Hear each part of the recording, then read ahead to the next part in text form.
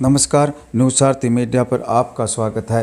पिछले कई सालों से नवलगढ़ में अवैध शराब के ठेके चलते आए हैं, जिनका कोई मापदंड नहीं, कोई दूरी और समय नहीं। शराब के ठेकेदारों द्वारा भ्रष्ट आबकारी अधिकारियों को बड़े स्तर पर तेल मालिश और उनकी समय पर सेवा जो की जाती है, जिसके कारण बिना किसी लोकेशन के शराब ठेका खोलने का लाइसेंस दे दिया जाता है। शराब ठेका लगाने के बाद स्थानीय लोगों द्वारा विरोध भी होता है, मगर उन्हें राजनीतिक दबाव के चलते डरा कर दबा दिया जाता है। परंतु शराब ठेकेदार और आबकारी अधिकारियों ने कभी ये नहीं सोचा कि जिस जगह पर शराब ठेका खोलने का लाइसेंस दिया जाता है, वहाँ अनेक लोग अपनी रोजी रोटी चलाते हैं। उनका क्या होगा? शराब का अड्डा खोलने से दर्जनों परिवार के लोगों पर भरण पोषण का संकट खड़ा हो जाता है। उदाहरण के तौर पर घूमचक्कर पर स्थित रतिनाथ मार्केट में लगा शराब ठेका, जिसके कारण मार्केट में दुकान चलाने वाले दर्जनों दुकानदार बर्बाद हो गए। अनेक दुकानदार दूसरी जगह किराए की दुकानों में शिफ्ट हो गए। शराब की दुकान खोलने के बाद अनेक प्रकार का व्यवसाय बंद हो गया। अनेक संस्थाएं और खाद्य पदार्थ की दुकानें बंद हो गई। ये मार्केट में शराब ठेका खोलने से शराबी दिन भर उत्पात मचाते हैं, आपस में गाली गलौज और झगड़ा करते हैं, जिसके चलते मार्केट का माहौल खराब रहता है। शराब ठेके को हटाने के लिए विरोध भी किया, आंदोलन भी किया, कलेक्टर और जिला आबकारी अधिकारी को भी शिकायत की, पोर्टल के माध्यम से भी शिकायत की, मगर यहाँ भी राजनीति हावी रही। दुकानदारों की शिकायत पर तत्कालीन कलेक्टर ने तहसीलदार से जांच रिपोर्ट मांगी। जांच में शराब ठेका अलीगल पाया गया। हाईकोर्ट के निर्देश पर शराब ठेके के 200 मीटर के एरिया में स्कूल, हॉस्पिटल, मंदिर जैसे नहीं होना चाहिए, जबकि रतिनाथ मार्केट में चल रहा ठेका इसके दायरे में आते हैं। तहसीलदार ने कलेक्टर को रिपोर्ट सही भेजी थी। इसके बाद भी कार्रवाई नहीं होना बड़ा मुद्दा है, परंतु अब लोग राजनीति हावी नहीं होने देंगे। कौन से कानून पर कौन अधिकारी कैसे काम करता है? शराब ठेके से परेशान लोग स्थानीय विधायक विक्रम सिंह जाखल को भी अवगत करा चुके हैं। का बहुत ही अच्छी जगह स्थापित मार्केट है, जो इस मार्केट में लगभग 40 दुकानें संचालित थी और सभी लोग अपनी अपनी दुकानें लेकर छोटा मोटा व्यापार चालू किया था। पिछले 6 साल से यहाँ जो शराब का ठेका मुख्य द्वार पे खोला गया। पहले अंग्रेजी शराब और देसी शराब के 2 ठेके थे। एक ठेके को तो हटा दिया गया, लेकिन 2019 से हम व्यापारी लोग जो हमारी दुकानें चला रहे थे, हमने इन ठेकों को हटाने के लिए काफ़ी प्रयास किया। आबकारी डिपार्टमेंट के सीआई नवलगढ़ से मिले, उसके बाद में डीओ झुंझुनू से मिले, लेकिन हमारी बात को सुनने वाला कोई नहीं मिला। पिछले साल 2023 में हमने जिलाधीश, जिला कलेक्टर महोदय को लिखित में ज्ञापन दिया था कि इसकी जांच की जाए, क्योंकि ये ठेका जो संचालित हो रहा है यहाँ पे, ये ठेका नियमों को ताक पर रख के संचालित किया जा रहा है। आबकारी डिपार्टमेंट को जब जब भी हमने सूचना दी, अवगत करवाया कि इसको हटाया जाए, तो हमारी बात को सुना नहीं गया। आबकारी के जो अधिकारी हैं यहाँ, सीआई साहब हैं, वो कहते हैं कि हमें तो शराब बेचने से मतलब है और शराब बिकनी चाहिए, सरकार का दबाव है, ठेका कैसे चले, नियम क्या है, उन नियमों में आपको जाने की ज़रूरत नहीं है।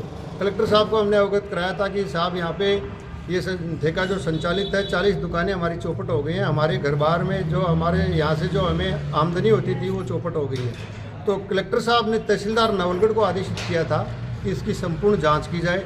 तहसीलदार जी की ये रिपोर्ट है जो मैं आपके सामने आपको दूंगा, अभी ये प्रस्तुत कर रहा हूँ कि तहसीलदार जी ने साफ शब्दों में जो जांच की थी, जो मापदंड थे उनके अनुसार, कि ठेके के यहाँ पर गुमचक्कर इलाके में पेट्रोल पंप के पास रतिनाथ मार्केट में शराब का ठेका संचालित है। उक्त ठेका स्टेट हाईवे के 13 मीटर के दायरे में ही संचालित हो रहा है।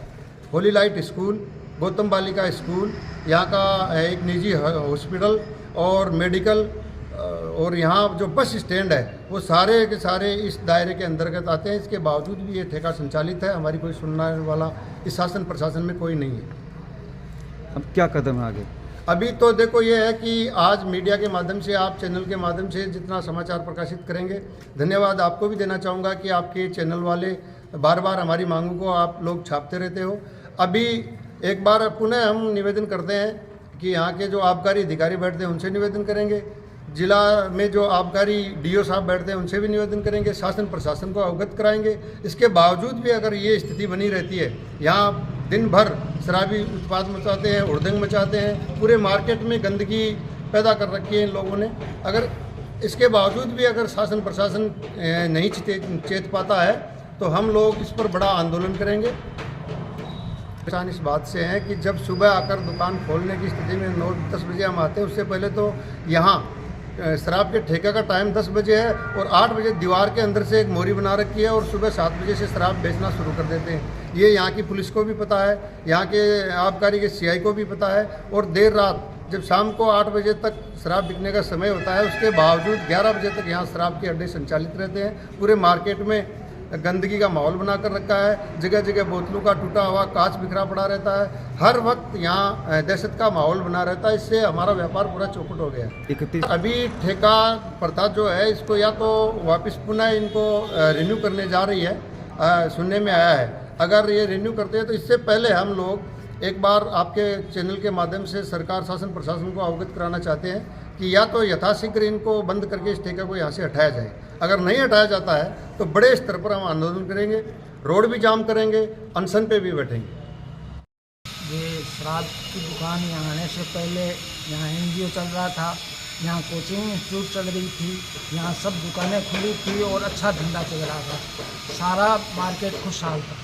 ये शराब की दुकानें आने के बाद सब कुछ यहाँ धीरे धीरे चौपट हो गया। एनजीओ ने अपना दिन भर यहाँ शराबी मंडराते रहते हैं, दारू पीते हैं, हल्ला करते हैं, गाली गलौज करते हैं, बदमाशी करते हैं। जिससे धीरे धीरे एनजीओ वाले भी चले गए, कोचिंग वाले बच्चे आने बंद हो गए और उसके बाद दुकानदारों के पास ग्राहकी आने कम हो गई तो करीब दुकानदार चला गया। आज की तारीख में इसमें गंदगी के बेशुमार ढेर लगे हुए हैं।